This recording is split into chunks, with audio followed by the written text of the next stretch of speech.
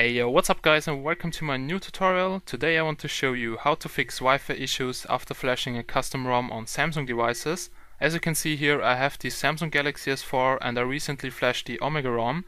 And if I now want to activate Wi-Fi, I can tap the Wi-Fi button as often as I want to, it will just not work. And today I want to show you how to fix this. You will just need your Samsung phone, a USB cable to connect it to your computer, and a computer with internet connection.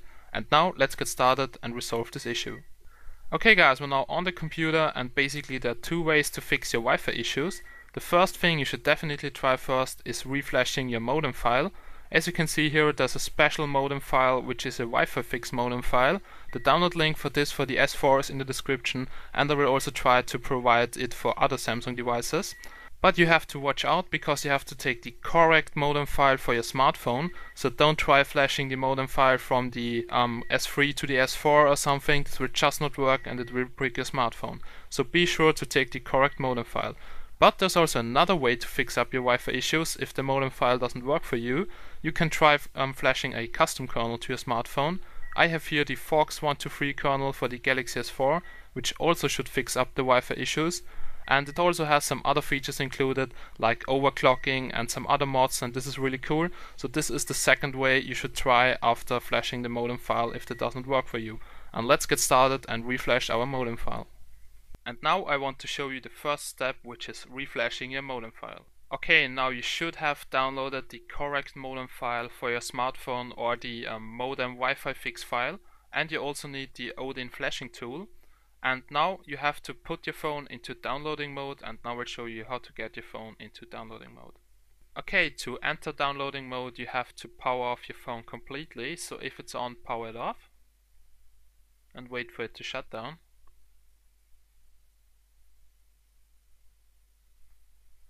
Okay, so here we go, just wait until it's completely off.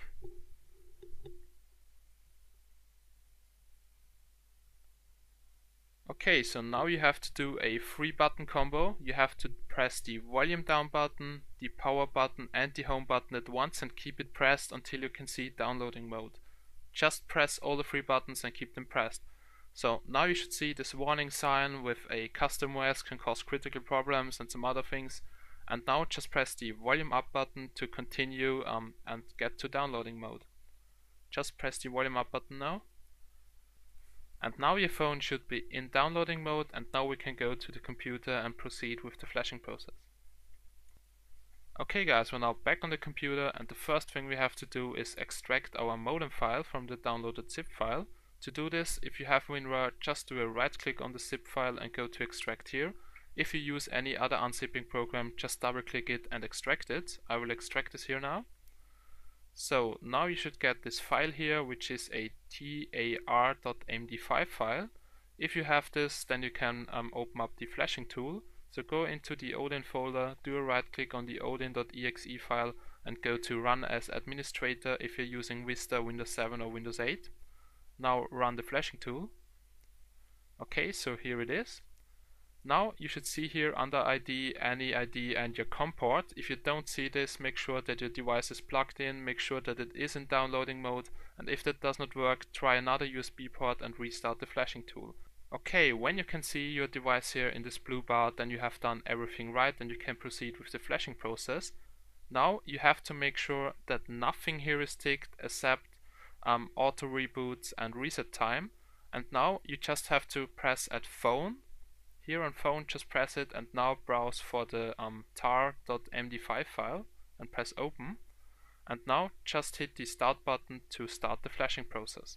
Okay, so this flashing process can take up to 3 minutes. Just be patient and wait for it to finish. Don't disconnect the device until you can see pass. And when you can see pass, you can exit the Odin flashing tool and disconnect your device from the computer. So if that does not resolve your Wi-Fi issues, you should definitely try reflashing your modem file once again. And if that also does not resolve your Wi-Fi issues, proceed with the next step shown in the video. So if the modem file Wi-Fi fix didn't resolve your Wi-Fi issues, you should definitely try out flashing a custom kernel to your smartphone. Here I have the Fox123 custom kernel for the Galaxy S4 i9505. I will also try to provide several custom kernel links in the description for all Galaxy S4 models and some other smartphones. And now I want to show you what you have to do in order to flash this custom kernel here. you just have to mark it and copy it. So just do a right click on it and copy it. And now connect your phone to your computer as media device. So let me do this quick now. Okay, so now it should be connected. Now let's open up the computer. Here you should have your smartphone. Now go into the root of your smartphone and just paste the kernel in here. And now you can disconnect your smartphone and the rest of the installation process will take place on our smartphone. Okay, so on your smartphone you have to enter the recovery. You can do this by turning it off and then do the 3-button combo, which is pressing the volume up key, the power button and the home button at once. Keep them pressed until you can see the boot screen and then release them. So now release them and now it should say booting up recovery. And your recovery must also be able to flash zip files, but I'm pretty sure that everyone who has flashed a custom ROM has also a recovery which is able to flash zip files. Okay, now just wait to finish up the booting of the recovery. Okay guys, we're now in the CWM recovery menu and you can navigate through the menu using the volume up and volume down key. As you can see, down is down, up is up. And if you want to enter any option, you just have to press the power button, which means accept. And now the first thing you should do is wipe cache partition. So just go to wipe cache partition and then approve with yes, wipe cache. This just takes a few seconds. And then you go to advanced and to wipe Delvic cache and just approve with yes, wipe Delvic cache. And now you go back and then you should search install zip from SD card.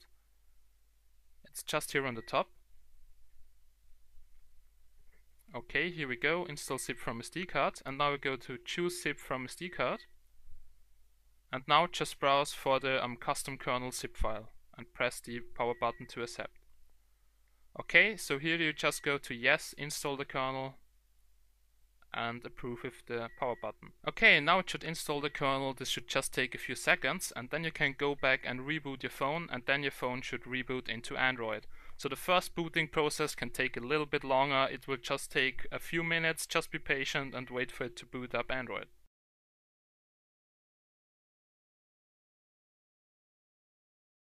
Okay, as you can see, it's booting now. Here's the Omega ROM boot animation.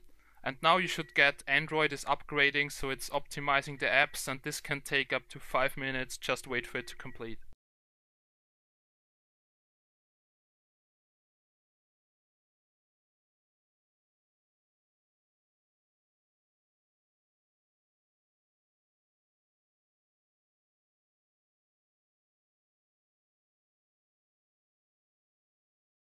Okay, so it has now booted into Android, and now let's try if Wi-Fi is working. And as you can see, Wi-Fi is already enabled and I can tap it and it really works. Let's see if also connecting works. So let's go to settings and try to connect to my home network. Here you can also see on the bottom it says something about the minimum and maximum frequency of the CPU. So this custom kernel has also overclocking enabled, which is really awesome. And as you can see, it also finds all my networks here and I can easily connect, just press connect, and now I'm connected to my home network. Okay guys, so that was my tutorial on how to fix Wi-Fi issues after flashing a custom ROM. I hope that really helps you, and if you have any questions, just feel free to ask and leave here a comment under this video. I will try to reply as soon as possible. Thanks for watching, and as always, see you again in my next videos. Bye!